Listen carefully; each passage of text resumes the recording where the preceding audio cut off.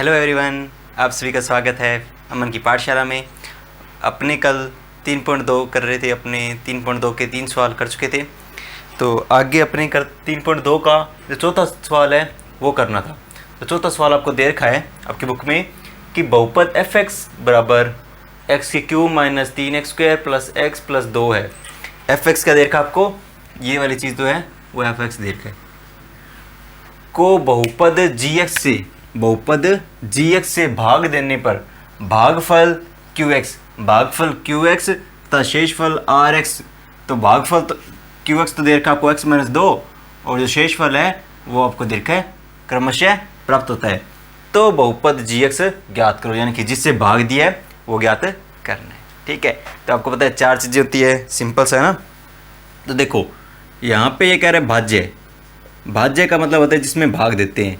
यहाँ पे भाज्य कौन हैगा भाई? भाग किस में दे रहे हैं? भाग दे रहे हैं अपनी f(x) में, है ना। भाज्य है अपना कौन? f(x).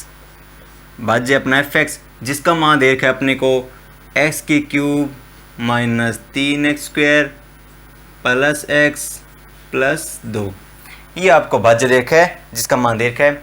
उसके बाद आपको जिससे भाग देना है, यानी कि वो क्या होता है? भाजक।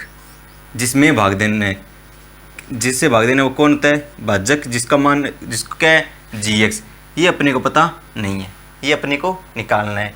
ठीक है, इसके बाद देखो एक होता है क्या? भागफल, यानी कि जो भाग देने के बाद आंसर आता है वो क्या होता है? भागफल। देखो यहाँ पे आपको पता है भागफल अपना क्या है? qx है। भागफल अपना क्या है?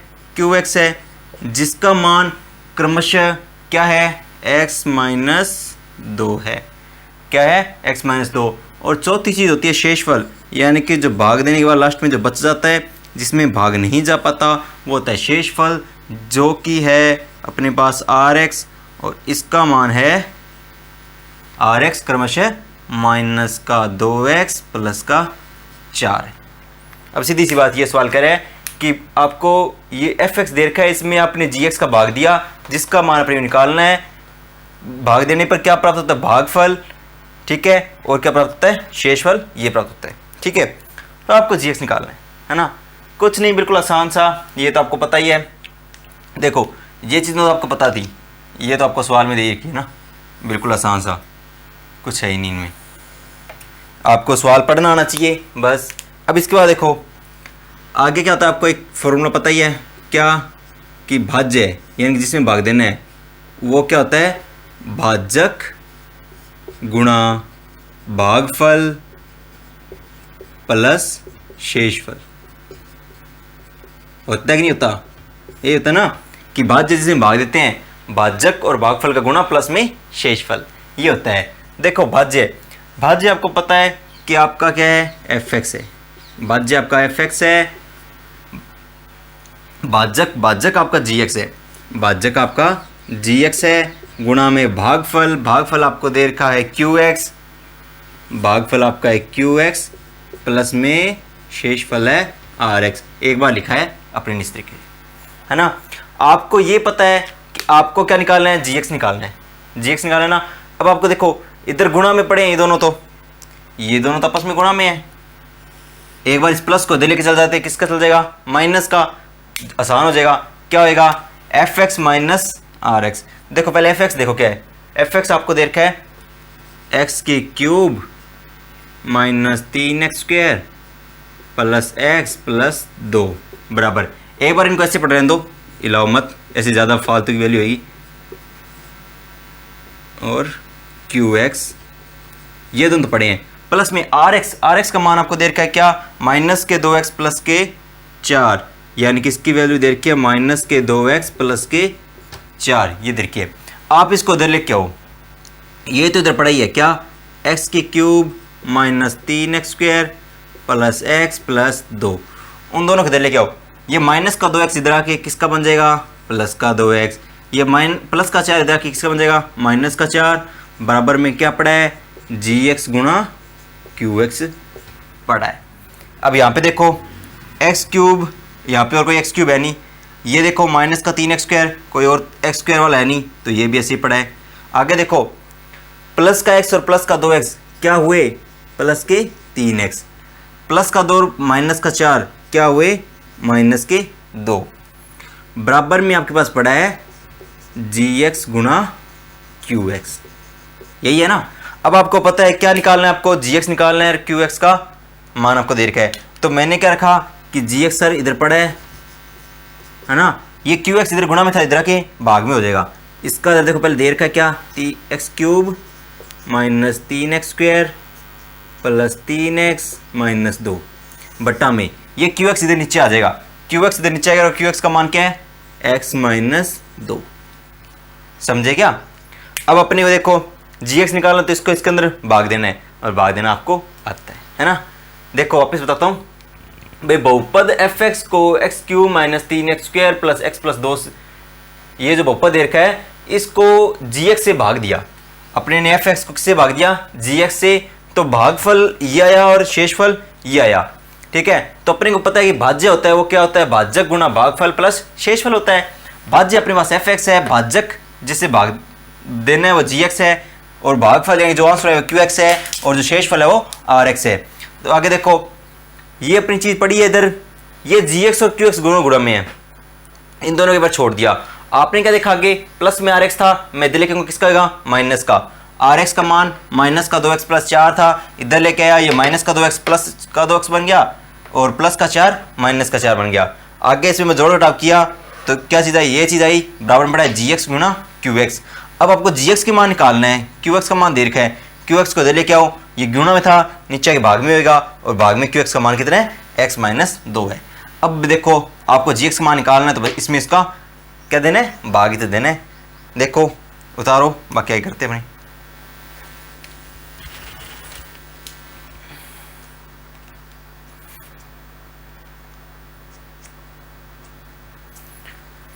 तो चलिए आगे करते हैं। लिख लिया होगा,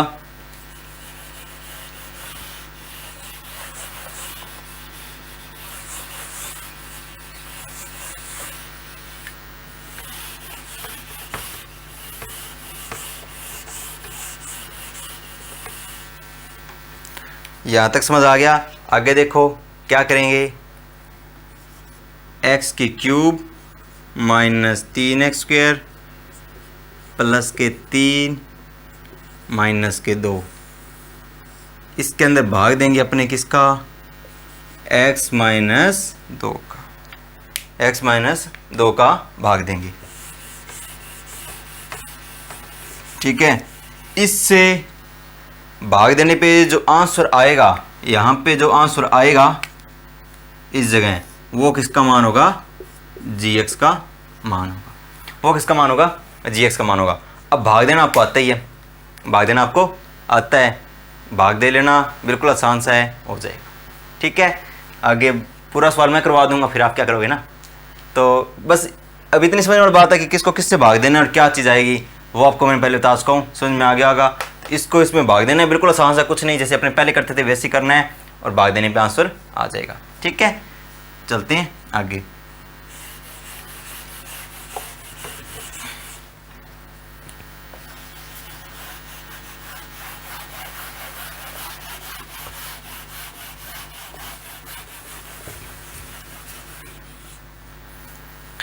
अब आगे चलते हैं। आगे देखो, आगे प्रश्नावली आपकी 3.2 खत्म हो चुकी है। यहाँ पर आगे अपनी स्टार्ट होती है क्या चीज़, प्रश्नावली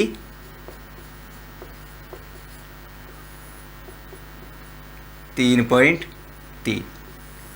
प्रश्नावली 3.3 शुरू होती है। 3.3 प्रश्नावली में देखियो आपके कुछ नहीं, बिल्कुल आसान सा क्या है, द्विघात बहुपद देखनी है और उसको गुणनखंड विधि से हल करना है। गुणनखंड विधि जैसे कि आपको पता होगी या मैंने जैसे बताई थी थोड़ी सी, जैसे कि देखो ये दे रखा है x² माइनस के 4x प्लस के 8, इन दोनों को देखो बाद में इस 4 के टुकड़े करो कि जोड़ने पे 8 आ जाए और गुणा करने पे 4 आ जाए, इस प्रकार से सवाल करने होते हैं, ठीक है। तो आगे देखते हैं, इसी प्रकार के सवाल हैं इस पूरी प्रश्नावली में। तो अपने चलते हैं इसके एग्जाम्पल्स पे।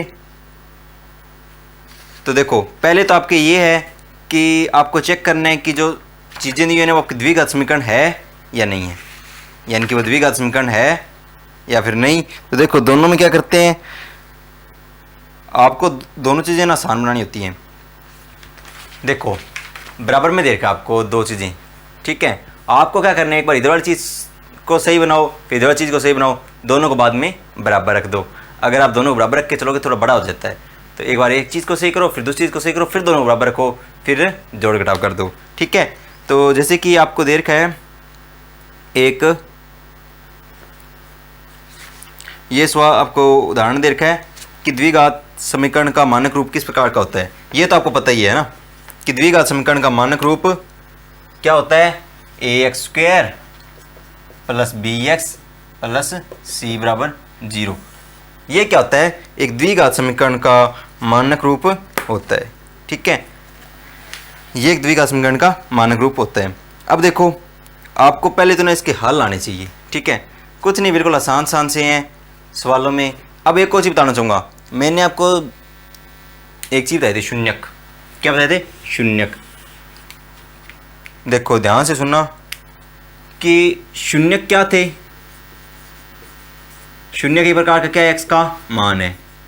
शून्यक क्या होते हैं, एक प्रकार से एक्स का मान होता है, और उन्हीं एक्स के मानों को ही क्या बोलते हैं, मूल बोलते हैं। क्या बोलते हैं, मूल। यानी कि अगर मैं कहूँ कि आपको कोई बहुपद दे रखा है, उसके मूल ज्ञात करो, बहुपद के मूल ज्ञात करो, तो आप क्या करोगे कि सर बहुपद के मूल ज्ञात करने हैं, यानी कि आपको क्या करना है, एक्स का मान निकालना है, एक्स का मान निकालना है। बस इतनी सी बात और ये पूरी प्रश्नावली हो गई। एक्स का मान निकालने, वो भी गुणनखंड विधि से निकालने हैं, जैसे कि अपने लेके चलते हैं ये वाला सवाल। अब मैं आपको इस चीज़ थोड़ा ढंग से बता देता हूँ। गुणनखंड विधि अगर किसी को पहले ना समझ में आई होगी तो अब समझ लेना, है ना। जैसे एग्जाम्पल नंबर आपका देखा है 7, एग्जाम्पल नंबर आपका देखा है 7।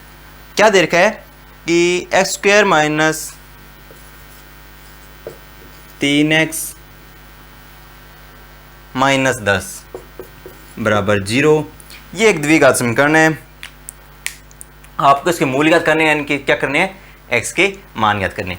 आपको पता है कि x की पावर कितनी है, 2 है, तो इसके कितने मूल आएंगे, 2 मूल आएंगे।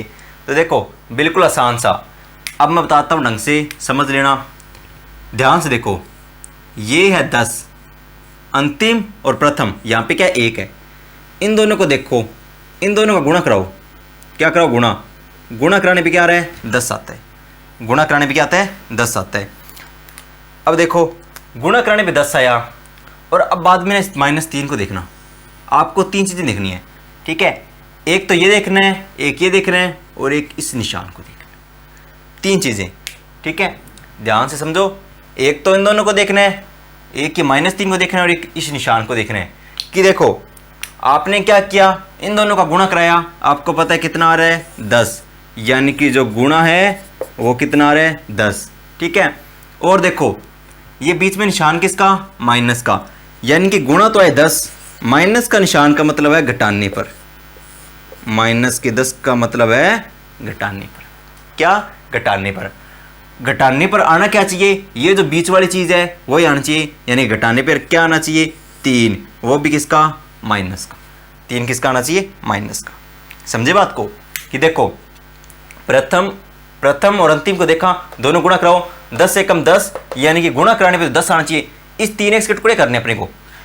गुणनखंड विधि में क्या करना होता है, ये जो माइनस का 3x है, यानी कि जो x का गुणांक होता है, क्या होता है, x का गुणांक, उसके क्या करने होते हैं, पद बनाने होते हैं, खंड बनाने होते हैं, ठीक है, खंड बनाने होते हैं, यानी टुकड़े करने हैं। तो देखो अब देखो 10 से कम 10, यानी गुणा करने में 10 आना चाहिए। यहाँ पे किसका निशान, माइनस का, तो माइनस का निशान वाला घटाने पर। अगर यहाँ पे प्लस का निशान तो क्या करेंगे, जोड़ने पर। घटाने पर क्या आना चाहिए, माइनस का 3 आना चाहिए। आप कहोगे सर कि देखो गुणा करने में भी 10 आए, ठीक है, गुणा करने में 10 कौन कौन चीज़ आता है। आप कहोगे सर 10 से कम 10 होता है, और एक होता है 5 दूना 10 होता है। अब ध्यान से देखो, 5 और 2 में अंतर कितने का है, 5 में से 2 गए, फिर से कितना आएगा, 3 आ रहा है ना, सही। ये भी चीज़ सही है। अपना क्या आना चाहिए, गुणा कराने पे तो आना चाहिए 10, तो इनका गुणा कराने पे 10 आ रहा है। आप पहले गुणा वाला देख लिया करो, भाई गुणा वाली कितनी चीज़ें होती है ना। भाई अगर मान लो आपको कहूँ मैं 15, तो आप कहोगे सर 15 आता कितनी चीज़ों से? 3 गुणा 5 से आता है, 15 गुणा 1 से आता है। इस प्रकार से कितनी चीज़ें होंगी, मतलब आप पहले गुणा वाली चीज़ देखो। तो देखो अब 10 का कहा तो 5 गुणा 2 बराबर 10 होता है। अब देखो और 5 और 2, अब 5 में से 2, अब देखो घटाने पे देखना है ना, तो 5 में से 2 घटाने पे कितना आता है? -3। ये बात भी सही है, 5 में से 2 घटाने पे -3 आता है। ये भी सही होगी, ये भी सही होगी, पर 3 किसका आना चाहिए? माइनस का। अगर आपको -3 बनाना है, ध्यान से समझो, अगर आपको -3 बनाना है तो आप क्या करोगे? आप कहोगे सर अगर आपको -3 बनाना है तो जो बड़ी वाली संख्या है उसको किसका रखो? माइनस का, यानी कि जो 5 है उसको रखो माइनस का, और जो छोटी वाली संख्या है उसको रखो प्लस का। तो देखो दोनों घट भी जाएंगे और क्या हो जाएगा? -3 आ जाएगा। अगर मैं आपको ये कहता कि जोड़ने पर -8 आ जाए, जोड़ने पर -8 आ जाए, तो आपको दोनों को जोड़ना है, और जोड़ने पे -8 यानी कि दोनों को दोनों माइनस के रखो, तो ये भी -5 -7 आ जाए, तो -5 -2 क्या आएंगे? -7। इस प्रकार से अपने इसको सोल्व कर सकते हैं कि देखो अब इसको आगे अपने कोर्स सॉल्व करेंगे तो सुनना आ जाएगा कि गुणा कराने पर तो 10 आए, और घटाने पर देखो, घटाने पर कितना है? -3। गुणा कराने पर 5 गुणा 2 10 होता है, और -5 प्लस के 2 बराबर कितना होता है? -3 होता है, -3 होता है। तो बस अब इसमें वही करेंगे, अब इसके टुकड़े करने हैं, ठीक है। आप क्या करोगे? आप करोगे देखो x की जो स्क्वायर है वो पड़ी है, ये जो -3 है, मान लो कि यहाँ पे अपने पूरे -3 को ले रहे तो बचेगा क्या? यहाँ पे प्लस बचेगा। -3 की जगह आप क्या लिखोगे? -5 प्लस का 2, ठीक है। ये प्लस कहाँ से आया? क्योंकि मैंने माइनस को एक बार पूरे को गायब किया, -3 को, तो अगर आपको पता है माइनस भी चला गया तो यहाँ पे क्या बचेगा? अकेला प्लस आएगा। तो -5 प्लस 2 बचा, आगे क्या पड़ा है? x पड़ा है, इसका आगे है -10। बस इसके मैंने टुकड़े किए हैं 2। आपको पता है -5 प्लस 2 बराबर -3 होता है, वापस से वो चीज़ें आ सकती है। ध्यान से देखो, x की स्क्वायर -5 का इसके साथ गुणा हुआ -5x, प्लस का 2 का इसके साथ गुणा हुआ प्लस का 2x -10 बराबर 0। इस प्रकार से टुकड़े होते हैं। वैसे आपको पता ही होगा, 8th क्लास में किया होगा ना, 8th में 9th में। इन दोनों में देखो क्या कॉमन आ रहा है? x कॉमन आ रहा है, इधर से बचा x, बीच में माइनस, इधर आया 5, फिर देखो प्लस। इन दोनों में देखो क्या कॉमन आ रहा है? 2, यहाँ से बचा x, यहाँ से 2 चला गया बाहर तो बचा 5 बराबर 0। ये दोनों चीज़ें एक जैसी आनी चाहिए, ये भी x - 5 आ गया, ये भी x - 5, दोनों चीज़ें एक जैसी आनी चाहिए। तो अपने क्या करेंगे? एक तो x - 5 कॉमन ले लेंगे, जो बचा हुआ बचा क्या है? एक तो बचा x, और क्या बचा है? प्लस का 2, ये चीज़ ऐसे कर लेंगे, बराबर में क्या हो जाएगी? 0। बराबर में क्या हो जाएगी? 0। अब बस क्या करोगे?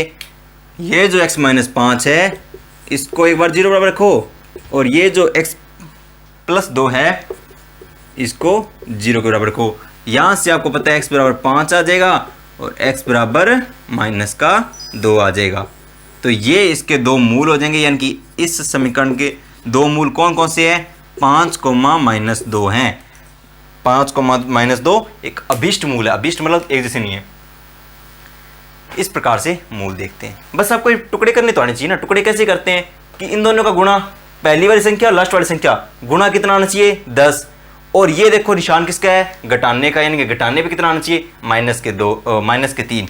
तो आपने क्या देखा कि सर गुणा करने पर तो दो होते हैं, क्या होते हैं? एक तो 10 गुणा 1 होता है, इनके जोड़ घटाव से 3 आता नहीं।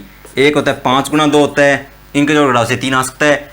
तो -3 निकालना है, तो आपने क्या किया? -5 किया और +2 किया, -5 किया +2 किया, ठीक है। वापस से -3 आना चाहिए। इस प्रकार से करेंगे, उसके मूल निकालेंगे। उतार लीजिए।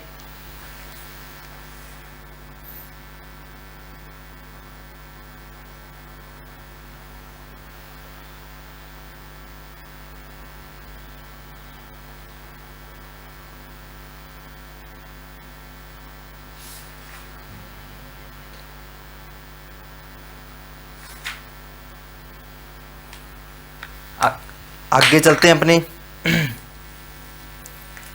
प्रश्न संख्या एग्जाम्पल ही कर लेते हैं एक और, थोड़ा सा आपको अच्छे समझ में आ जाएगा। इसी का अगला 8वां नंबर एग्जाम्पल है।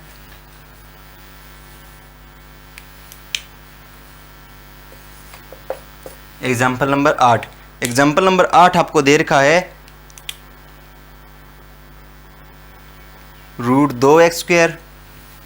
अब ये रूट वगैरह देख के घबराना मत। √2x² प्लस का 7x प्लस 5√2 बराबर 0। ये आपको देखा है √2x² प्लस 7x प्लस 5√2 बराबर 0। आपको पता है कि इसके कितने मूल होंगे? 2 मूल, यानी कि 2 शून्य कुछ भी देख लो। अब देखो ध्यान से, आपको क्या करना होता है? फर्स्ट और लास्ट का गुणा, 5√2 और √2 का गुणा। ध्यान से देखो, 5√2 और √2 का गुणा। 5 तो पड़ा रहेगा, √2 गुणा √2 यानी कि √2 की स्क्वायर, वो कितनी होती है? 2। 5 दूना 10, 5 दूना 10, यानी कि गुणा कराने पे तो क्या आना चाहिए? 10। इन दोनों का गुणा कराया अपने ने, देखा कि 5√2 गुणा √2, √2 का √2 का गुणा वापस 2 होता है। 5 गुणा 2 कितना होता है? 10, यानी गुणा कराने पे कितना आना चाहिए? 10। यानी कि अपने पास क्या आया? गुणा कराने पर तो क्या आना चाहिए? 10। ठीक है।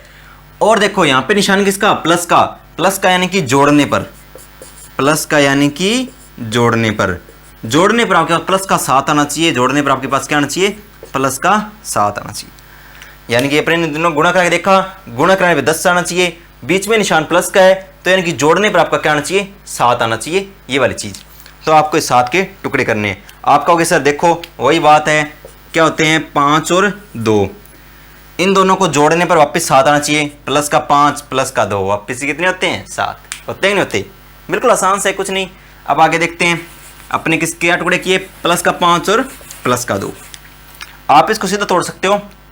देखो ये वाली चीज़ तो पड़ी है, ये वाली चीज़ है ना √2x², और जो लास्ट वाला इसको नहीं लाना होता। ये देखो ये तो ऐसे पड़ा है √2x²।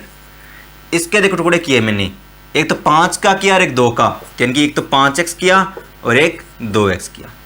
5 और 2 वापिस से 7x वापिस आ सकता है, पर लेकिन जाना वापिस, ठीक है ना? बराबर 5√2 बराबर 0। इन दोनों में क्या कॉमन आ रहा है? बताओ, इन दोनों में आपको सर सिर्फ x कॉमन आ रहा है। क्या आ रहा है? सिर्फ x कॉमन आ रहा है। तो देखो यहाँ से बचा √2x प्लस का 5, √2x प्लस का 5 भी। यहाँ से देखो x निकल गया, तो एक तो √2 बचा और एक x बचा। यहाँ से देखो 5 बचा। इन दोनों में देखो आप कहोगे सर क्या कॉमन आ रहा है? 2 कॉमन आ रहा है। क्या कॉमन आ रहा है? 2 कॉमन। अब ध्यान से देखो, सॉरी 2 नहीं √2, यहाँ से क्या कॉमन आ रहा है? √2 कॉमन आ रहा है, क्योंकि देखो यहाँ पे 2 है नहीं ना, √2 है। अब ये बात बताओ, ये जो 2 है, अब ध्यान से देखना, बिल्कुल आसान सा, कि इन दोनों में क्या कॉमन है? ना इन दोनों में x है, ना इन दोनों 5 है। 2 इसमें है पर इसमें √2 है। पर आपको पता है कि जो 2 है अपने इसको क्या लिखते हैं? √2 गुणा √2, यानी 2 है वो √2 के 2 टुकड़े हैं, है ना? तो मैंने 2 को क्या लिखता हूँ? √2 गुणा √2। तो मैंने अगर इसका एक √2 बाहर निकाल दिया तो अंदर एक और √2 बच गया, और आगे क्या पड़ा है? x पड़ा है। इधर से √2 बाहर गया तो प्लस में क्या बचा? 5 बचा, बराबर में 0। देखो दोनों वापस एक जैसे बन गए ना, है ना? तो वापस से जो दोनों एक जैसे बने हैं उनको तो लिखो, ये ब्रैकेट में लिख दिया। बाकी क्या बचा? एक तो बचा इधर से x, आगे क्या बचा है? प्लस में √2 बराबर में 0। अब क्या करेंगे? एक बार इसको 0 बराबर, एक बार इसको 0 बराबर। क्या है? √2x प्लस का 5 बराबर 0, रूट का 2x बराबर माइनस का 5। यहाँ से क्या आ गया? x बराबर माइनस का 5, ये √2 नीचे, ये चीज़ आ गई, है ना? भाई ये पड़ा था, प्लस का 5 को ले गया, माइनस का 5 ये √2 के नीचे ले आया। इस चीज़ को देख सकते हो आप कि x प्लस √2 बराबर 0, यहाँ से x बराबर क्या आ गया? माइनस का √2। ये दोनों इसके मूल आ गए। बस क्या किए हैं? दोनों का गुणा कराने पे क्या आना चाहिए? 10, और जोड़ने पे क्या आना चाहिए? 7। मैंने 7 को कैसे टुकड़े किए? 5 और 2 के रूप में, और फिर बाद में क्या किया? बस यहाँ से x कॉमन, यहाँ से √2 कॉमन। इस 2 को अपने √2 गुणा √2 लिख सकते हैं, तो इसलिए यहाँ पे √2, एक √2 बाहर चला गया, एक √2 अंदर रह गया। इस प्रकार से ये हो गया। बता लीजिए।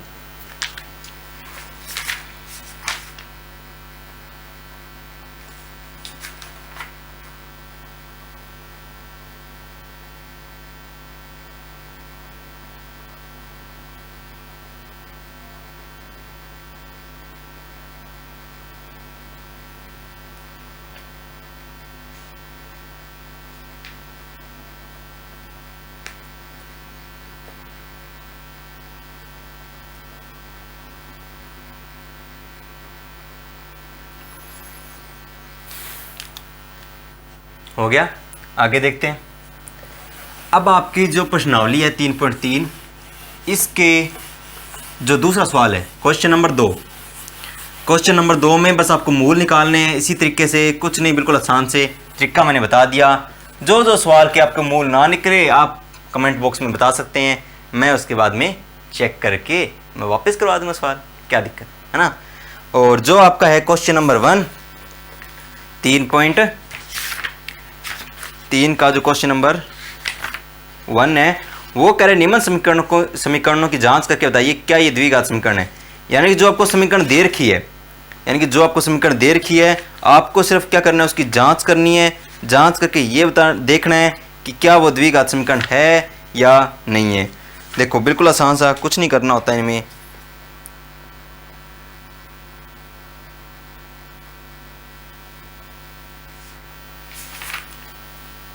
जैसे कि अपने एग्जांपल ले या चलो क्वेश्चन ले लेते हैं, है ना। क्या दे रखा है क्वेश्चन, आपको देखना है द्विघात समीकरण है या नहीं। x, ये है आपका क्वेश्चन नंबर 1 का पहला। x ब्रैकेट में x + 1 प्लस में 8 बराबर x + 2 x - 2। आपको देखो क्या करना है इन सवालों में, कुछ नहीं, आपको देखना है कि द्विघात समीकरण है या नहीं।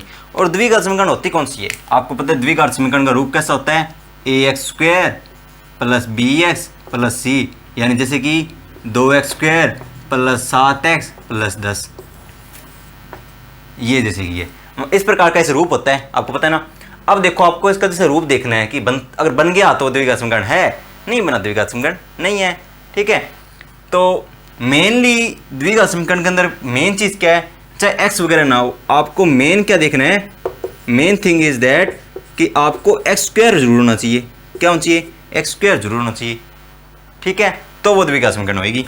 अब देखो आप क्या कर सकते हो, आप कहोगे सर गुणा भाग करो, इधर भी गुणा भाग करो, सबको इधर ले आओ, मतलब इस चीज़ के बराबर में 0 होता है ना, सबको एक साइड में ले आओ, काट जोड़ के जो भी बच रहा है, फिर उस जो बच रहा है उसको देखो क्या ये सब बन रहा है, अगर ये सब बन रहा है द्विघात समीकरण है, वरना नहीं है। तो देखो मैंने क्या किया, अब यहाँ पे देखो आपको पता है पहले क्या कराते हैं, गुणा।